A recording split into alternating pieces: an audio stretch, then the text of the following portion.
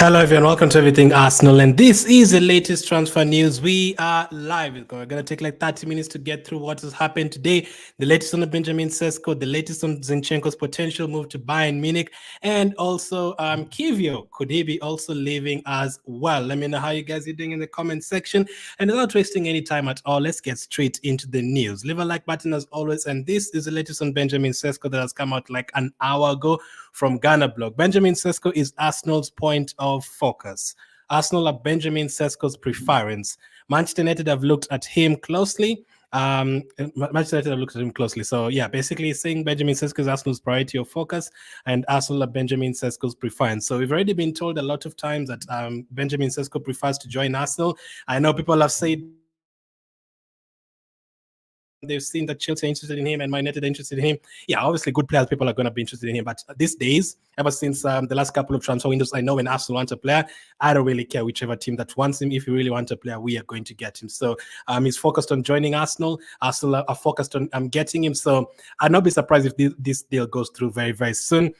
In terms of Osimhen or Sesko, I definitely expect Sesko to be the one that is easier to do, and expect them to probably do it before the Euros. And that's exactly what we need. Get a signing in nice and early, even if it's just one signing, and then for the second and third signing, you can get them done at the end of June or in July because of the Euros complication and all that. But the main things are that Arsenal, that is their priority, and that is what they're trying to do. And also Benjamin Sesko prefers Arsenal. I mean, again, I'm not really surprised about that. The only thing that could have pushed him to go to like a Chelsea or Man United already have Højlund, and they already have Rashford there still. They have Garnacho who can play on that left side. So I don't know where Sesko would really fit in the United team. I know at Arsenal you're not definitely a starter, but he knows like we don't have an out-and-out striker. Havertz can play different positions. Jesus can play different positions, and he knows that we've always been begging for a striker like for 3-4 years. So he knows there's a gap there, and the playing style, the project that we have, all that is great for us. So we are able to attract players like Sesko. Now, for a team like Chelsea, you can say their project as well, younger player, but there's a bit of uncertainty if you consider the fact that they're getting a new manager. If he had known Maresca from before, then it becomes a problem. Like that time that we were linked to Lisandro Martinez before he joined Man United, it was Man United and Arsenal who wanted him, but I was always like, Ten Hag has just gone to Man United. He will probably choose Man United because Ten Hag is there. So that is a different situation. At this situation, I don't think Maresca has worked with Sesko before, so it's basically between Arsenal and Chelsea and Man United, and I think we fit him more perfectly. In terms of money, Chelsea don't want to give anyone more than 150,000 a week, and we're able to give that to a few players here and there. So I'm very confident this deal will go through. We're waiting to hear any kind of breakthrough in the next 2-3 days. They played today. Slovenia played today, but he didn't actually play. He was on the bench. I feel like they did that on purpose. They didn't want us to watch him, because they literally took off everyone and bring on everyone on the bench apart from Benjamin Sesko. He's the one who didn't come on. Literally, they didn't want us to see Benjamin Sesko playing today. But absolutely no problem. The more we get closer, especially if we sign him before the Euros, even if we don't sign him before the Euros and the deal is about to get done, we'll definitely be keeping an eye on him, because it is in the same group as England, and we're going to watch him more in terms of that, and I can't wait. Now, that is what Ghana bloggers reported today, that Arsenal is still his preference and Sesko is Arsenal's point of view. That was the thing. We were wondering, will Arsenal change their mind and go for Osimhen instead, or are they just focused on Sesko? Because the media reports different things as always. Journalists report different things, so it's very difficult to know the accurate news. Because last year, a journalist told us, Declan Rice is going to Man City, but you never know what's actually going to happen. The only people who probably know Benjamin Sesko himself, Arteta, and Edu and Leipzig. There's no one else who really knows every single detail. Maybe a couple of people in the camp, but not many people know exactly what is going to happen. The only people who know what is going on with Victor Osimhen are probably himself, Napoli, and his family. No one else knows what is going on, He maybe has already gone to Saudi Arabia to make a deal. No one knows. That could be an issue as well. But for Benjamin Sesko, I'm pretty confident, just like I was with Declan Rice last year, because a lot has been reported about him. This was earlier today as well. Benjamin Sesko has attracted significant interest from the Premier League and continental Europe, but the feeling among other clubs is if he is to move, then Arsenal are in pole position. We are pretty much the favourites to sign him. Leipzig, however, still working to persuade him to stay. So, yeah, Leipzig will obviously want him to stay. They'll want him to stay even if they don't really want to use him next season. They'll still want to get more money for him. They'd want him to stay. The release clause runs out, and then they get 80 or 90 million for him. But for Arsenal, if you really want him, they have to move quick for the deal. Usually, the transfer window is not even open. Usually, you get news like this after the transfer window is open, but the transfer window is not even open. But you're hearing a lot of news, and that is because Benjamin Sesko has a release clause. This was also yesterday. Arsenal are preparing a formal offer for Benjamin Sesko. The club are working hard to complete a deal before the Euros. So the Euros is starting next week on Friday. Again, we have to do that thing of the release clause. They say terms are already agreed, but you have to finalize everything to get the deal done, especially with this team. Obviously, his team is what is going to be hard. Like Declan Rice was already a national player, but you had to finish things with West Ham. Like that is where it becomes a bit of a problem. But I think after you've agreed personal terms with the player and the agent and how much you're going to pay them per week and what bonuses they're going to get and if they're going to, how many games they're going to play in a season, I think that is easier. And this, in terms of fee, another thing where I'm very confident we're going to get it done is the fee, like 65 million euros, 55 million pounds. I think that is very cheap for a striker compared to the other strikers that we've been linked to. Brentford were talking about 100 million for Tony. Newcastle are talking about 180 million for Isaac, crazy. 130 million euros for Osimhen. So if you want someone like an Watkins right now as well, you'll have to pay that kind of money. So there's no cheap striker. Unless striker is the only position you want to sort out, you're going to the transfer window only needing one player and you have a budget of 150 million, then that makes sense. You can go and splash all that money for a striker. We need a striker. We want a striker. But I don't think Arsenal put aside 130 million that we're going to get a striker.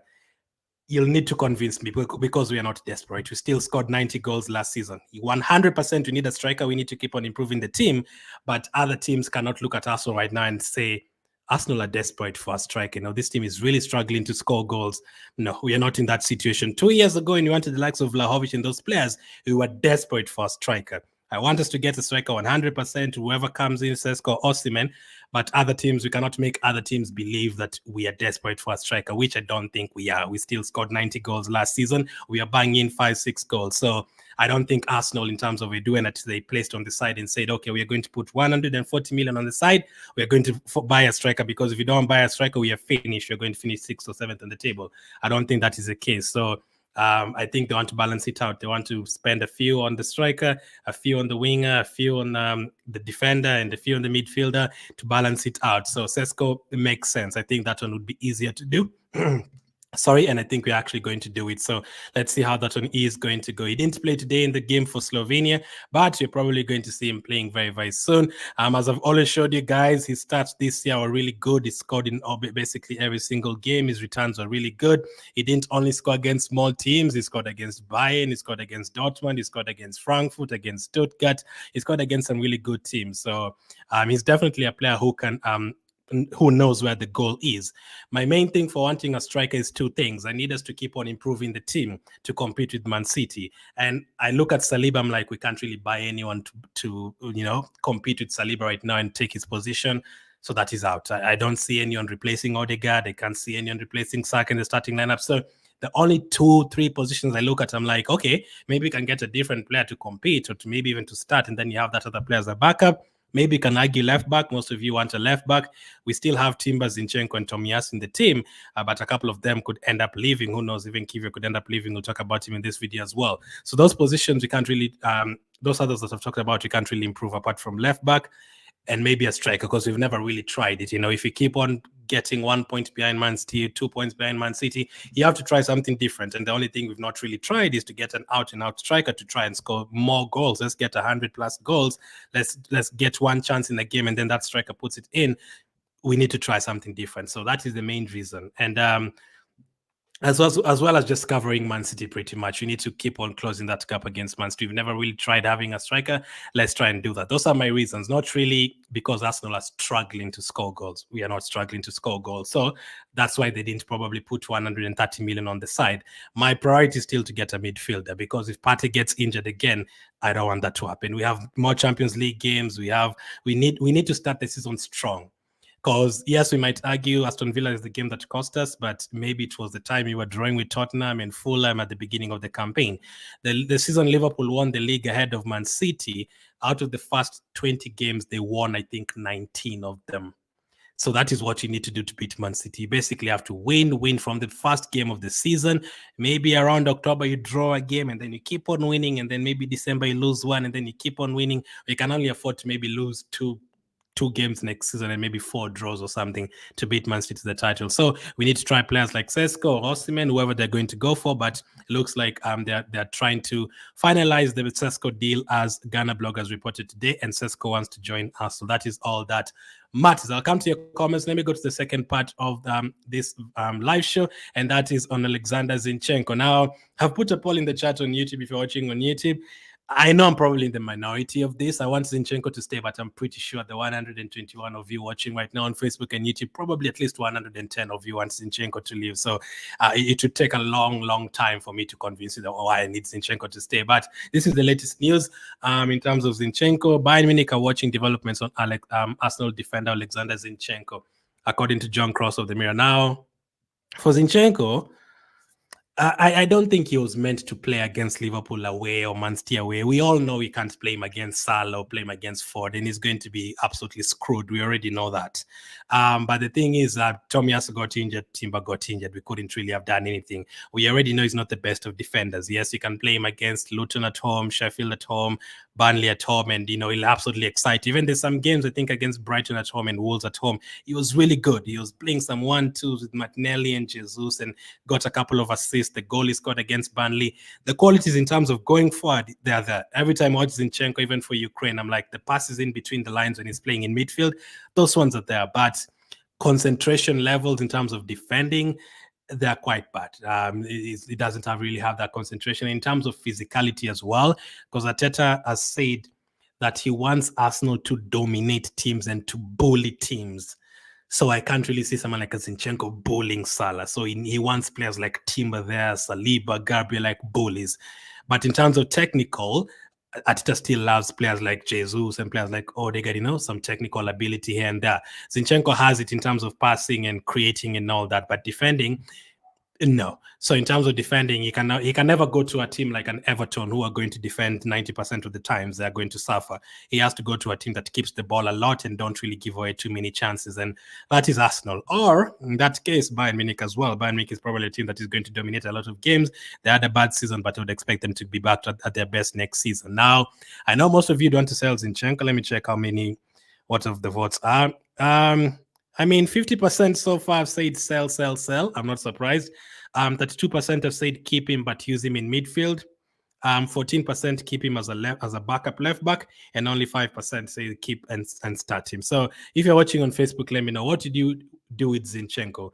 Would you keep him and start him? Would you keep him and use him as a backup left back for Tomiyasu and for Timber? Or do you want to use him in midfield next season? Or do you just think I'm talking absolute nonsense and he thinks Zinchenko needs to go immediately? And if you decide that he wants to go, how much do you think we should get for Zinchenko? People said the project has already passed Jesus and Zinchenko. That would be so quickly. Because he said something on the video he did in the morning. He said, I don't think we've passed them yet because we haven't won anything yet, and they have before. So that could be true. We can't really say we've passed Zinchenko and Jesus in terms of the team ability, because they've still won stuff and we haven't. That could be true. So if you had won something, then we're saying, okay, we need a Champions League now. Then they've said, okay, we've passed Zinchenko and Jesus.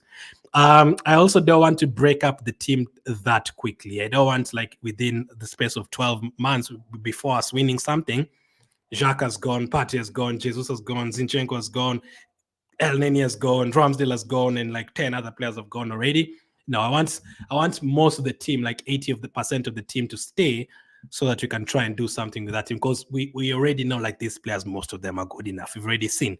We've come close twice, and it's just a few games here and there that we've messed up because of different reasons. We did not lose the league because Saliba is terrible. We did not lose the league because Odegaard is terrible. I don't think we lost the league because Zinchenko is terrible. I don't think we lost the league because Saka is terrible.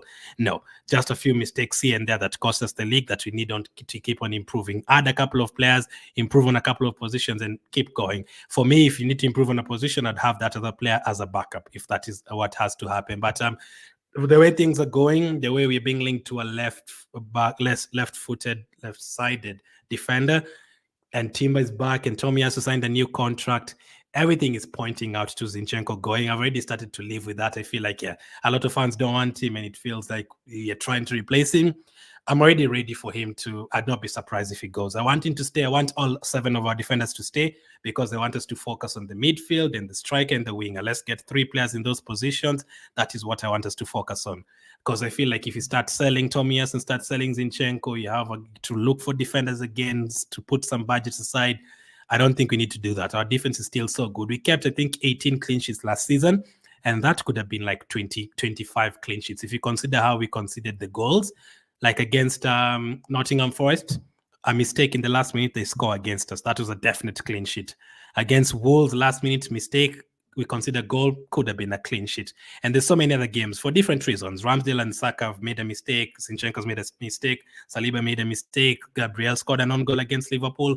Like all of those that could have been 25 clean sheets because some of those goals really considered by mistake. Like it was error, like just mistakes, not that we opened up and cut open and conceded.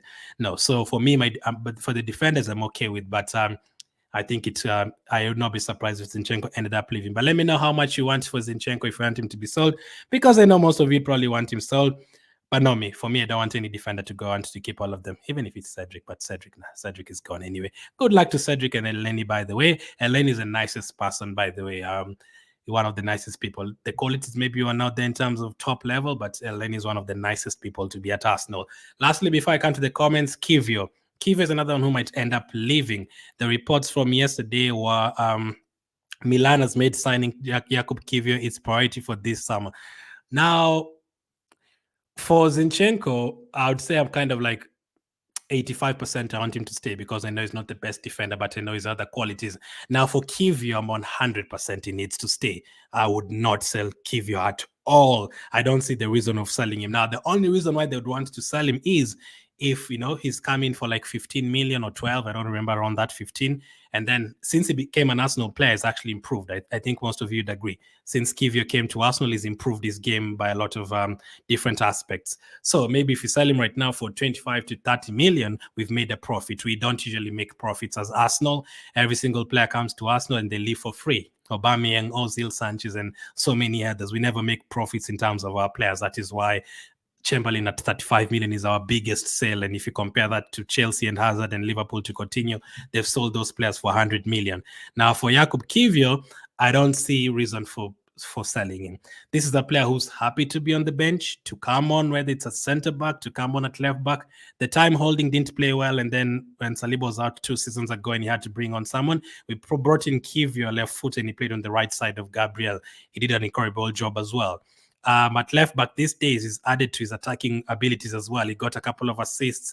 He got a couple of goals. That is between that time after Dubai and the end of the season. You could tell he was having a good connection with Martinelli, and the way Guardiola and Arteta love playing with 4 centre-backs, Kiwior fits that very well. You can use him anytime. You can start him.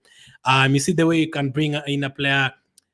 I hate to use it, but Nketiah is an example. I saw Nketiah coming on against Bayern, and I looked at Arsenal fans' reactions, and then everyone was like, "Oh my goodness, Nketiah! Why the hell are we bringing on Nketiah? What is he going to do?" I don't think anyone ever says that about Kiwior. I don't think, like, if Kiwior comes on, you tell me like, "Oh my goodness, why is Kiwior coming on?" I don't think any of you is scared by Kiwior starting a game or coming on. That means we are comfortable with him playing games. He does the attacking things. Yes, there's a couple of games that he was terrible. I know that. Like against Bayern Munich, like letting Sane turn him like that was crazy. But still, I don't think Kiwior should have started against Sane. I think it should have been Tomiyasu. Anyone would struggle against Sane's pace. Most defenders would. So yeah, he had a bad game there. I know, like, he had a bad game against Fulham at the end of last year. I know those games, he had a few bad games, but most of the season, if I was to rate Kiwior's season, I would give it like a solid 7 out of 10. I think he was very good, and I don't really see a need of selling him, especially if you're going to get something like 18 million only. It's not easy to get a player who can play 2 positions at centre back and at left back. He can play as well. He can start a game. He can be on the bench. Because I'm always imagining, because Zinchenko's out, Tomiyasu's out, Timber's out. If we didn't have Kiwior, I don't know what we'd have done with left back for those 2 months or something. we'd have had to play Gabriel at left back or play Saka at left back again. We'd have had to do something crazy. So Kiwior really helped us in that. During that time where we were struggling to have defenders, we had like few defenders fit. He was the one who was really helping us. For me, this guy is a no-brainer. I would 100% keep Kiwior in the team. But AC Milan do want him, and they're saying it's a priority signing for AC Milan, which is pretty interesting. So let us see what happens with that. But again, if you sell Kiwior and you sell Zinchenko, then all of a sudden you have to try and look for two defenders. And that is what I'm trying to avoid. Our focus is striker, midfield, and to get a winger to help out Saka. Some of you want a winger to start on the left side, fine enough. But for me, defenders, I'm okay with Ben White starting next season. I'm okay with Saliba starting next season. Okay with Gabriel starting and Timber at left back, Tomias from the bench, Zinchenko from the bench, Kiwior from the bench. You don't really have to do a lot in terms of that. And I don't think Kiwior wants to leave. I don't think Zinchenko wants to leave. I don't think Tomias wants to leave. So that's a great position to be. It gives you more time to focus on other positions. But maybe you guys disagree. Let me know. Let me check the comments. See. Oliver says, Mr. Glenn, good evening. We appreciate that show. And cause in fact, Arsenal need the number 6 bonds of Mendy or Fofana. I think we talked about Fofana. Today's video on his channel. Make sure to check it out, as Zubimendi is going to be tomorrow. I appreciate it, man. We've been doing it 8 days in a row. We do 2 podcasts on both channels every single day. It's tiring, but always enjoy talking about Arsenal. So no worries. Adesina says, up the Gunners for sure. Watching you from Zambia, says Calvin Mazabuka, Zambia. United States of Kenya live, says Dennis. Musa says, hi bro, good evening, how are you doing? I'm doing good, Musa. Up the Arsenal, says Joshua. Up the Gunners, says Johanna. Katuma says, please push Gunners to get Sesko in time, avoiding hijacking. These days I've never worried about hijacking. When Chelsea hijacked Mudryk from us, yes, we were starting to compete for the title, but we weren't that far ahead. Right now I feel like we're that far ahead with Man City. I feel like, as I said last season, apart from Man City, I don't think there's any other team that can finish above us. So my focus is Man City. I'm not really worried about the other teams hijacking. A player that can be hijacked if you really wanted him, Bruno Guimaraes. Man City are looking for a midfielder. I'd not be surprised if they go and pay 100 million for Bruno Guimaraes. Anu says, good evening, Glenn. How are you? Anu, as always. Manaf says, Arteta should keep Zinchenko and play him in midfield. Even as a backup, I'll be happy with that. As long as he's in the team and he doesn't really have to do a lot of defending, I'm okay with that. I think he'd be a better player in terms of that. And he plays there for Ukraine as well. Let's go, Gunners. Let's go and get him, please. I think very good, and he's going to be a very okay for us in the top 9. Says Musa. If you want Sesko, if you want this man Sesko, let's get him quick. Sesko is good, says it's crazy that you're talking about getting players because the transfer window is not even open yet. But yeah, you can sign a player and then you have to register him after the transfer window is open. Sesko is good, right down. Sesko is good like Haaland. It's just like Haaland, says Mr. IT. Mashek says if Partey leaves, then we must get Luiz. He's a good player. Even if Partey stays, I'd be very, very happy to get Luiz. Yeah, I want Luiz, Partey, Jorginho, and Rice. That is more solid because me and you know that Partey is not going to stay fit again from August to May. And I think there's an AFCON coming up, so there's that as well. You have to have someone else there, just in case, because I don't want Jorginho is very good, but I also want to have like a different option on the bench. If Jorginho starts, I'm okay with it, but I don't want him to start 30 games in a row and then we don't have anyone on the bench. That is what I'm trying to avoid. And Luiz for 50, how much is it again? Douglas Luiz, there it is, 50 million euros. I don't even think I would think about this at all. 50 million euros for Douglas Luiz. Get him 100%, man. 50 million euros, you don't even think twice about it. You get him right away, man. I'm not even going to think about that. Definitely get him. Let's take a couple more. Let me remove that from screen. It has disappeared. There you go. Let's see. Hello, good evening, bro. I'm from Nigeria. Salim says Ajayi. Wow. Hi, bro. Salim. Ajayi does not want to hear anything about Zinchenko. That's Zinchenko, I'm assuming. I'm not surprised. I think if you put a poll, like at least 80% people will say Salim. I definitely don't think he's the worst defender to play for Arsenal because people make it look like he's worse than Santos and Mustafi and those guys. Definitely not. We need a replacement for Bukayo Saka, a backup. I don't want a replacement for Bukayo Saka. Bukayo Saka is still a starter in this team. the media trying to make it look like Palmer and all these guys are way better than Saka. And this guy was the best England player for the last 2 years. Zinchenko must go because we are loaded that side. Timber and Tomiyasu are good enough. Yeah, fair enough. But again, I prefer Tomiyasu being a backup for Ben White on the right side because we don't really have a backup for Ben White. And on top of that, Tomiyasu can also get injured anytime. So I'm trying to have 8 defenders or 7 least in terms of least number of defenders. I want 7. 8 would be great to have 2 players in every single position. And then Tomiyasu can also back up Saliba sometimes at center back. So, and then Zinchenko, those games in the Carabao Cup and FA Cup and the games that you're going to dominate a lot of the possession, you play him. But obviously against Salah or against Foden, you don't play Zinchenko. You're going to have a bad day, obviously. Keep him for backup, says Shaka. Keep him as backup, says Calvin. Frank says sell. Mr. IT says not a replacement, but a backup. Sell, says Ajayi. Sell, says Monday. Sell, says Emily. I knew it. I know a lot of people would be sell. Zinchenko. Keep him play as a midfielder, says Hezron. Just sell him if the good offer comes in. What's a good offer, Mashek? Is it 30 million, 40 million, 50 million? Let him live to get enough playing time, says Katumwa. Keep him, says Kasim. Sell him, says Rashid. So a lot of sell him, obviously. I'm not shocked. Joseph says keep him, use him as a backup, but if you want to sell, then 35 to 40. Makes sense. If it's 35 or 40, I think we bought him for like 35. So we haven't made any profit from that. But 40... I don't know. I still want us to keep all the defenders, so you'd really have to like go past 40 for me to say sell him. Mr. Glenn, in fact, Arsenal need to sign the players, defender, midfielder, striker. For me, I feel like we need midfielder, striker, winger to help out Saka. I'm not really worried about defenders. I mean, if you get it, I always say we can get a defender if it's a defender that is not always available. A defender like a Hato from Ajax, a very promising defender that is not going to become available anytime soon again, or Branthwaite from Everton, then you can get defenders like that. Or even Kadioglu from Fenerbahce, I would take him, but I wouldn't really sell a defender then bring in a defender.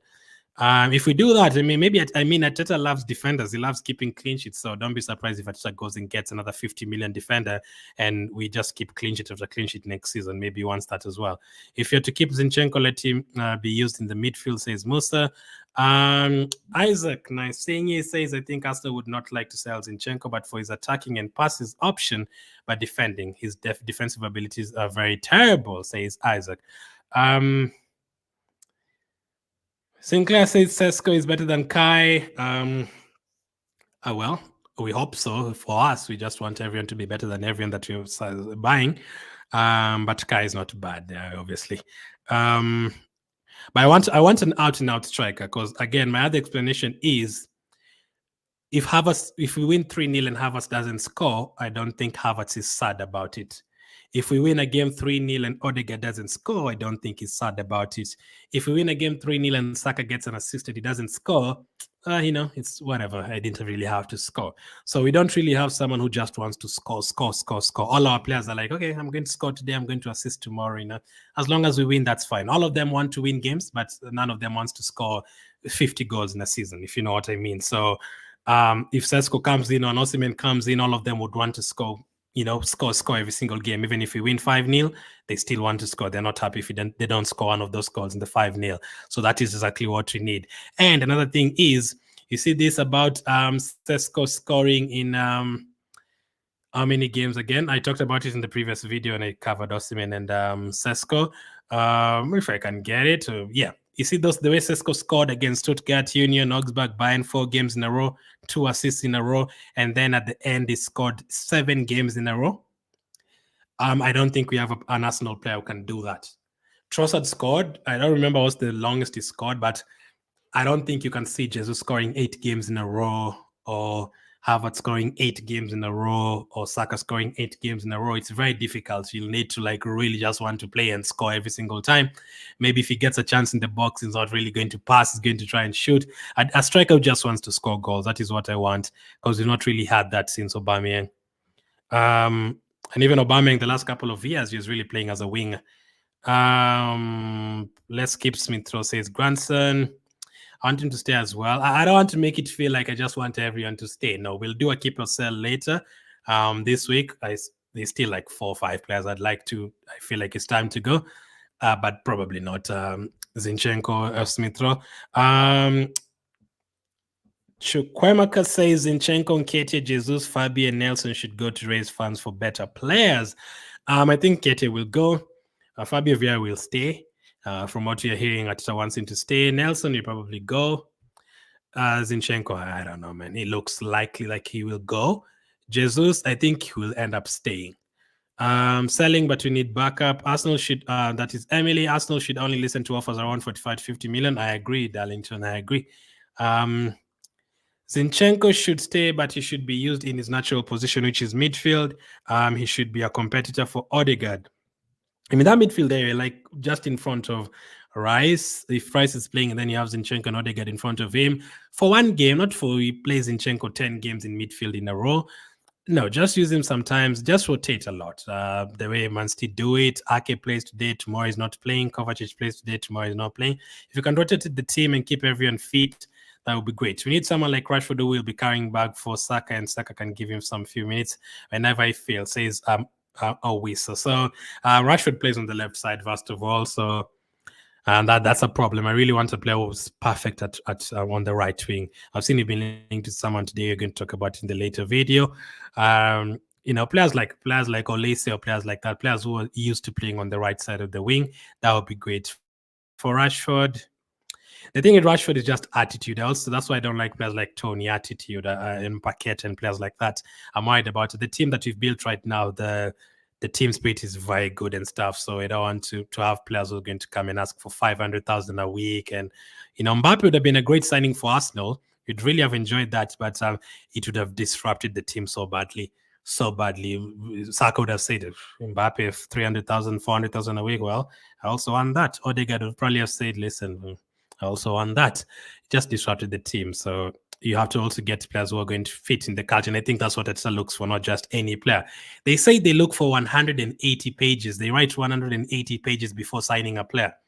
That is not just about their playing style. They look at their families. They look at their, what they've been up to the last 10 years, their character and all of that before signing them to Arsenal.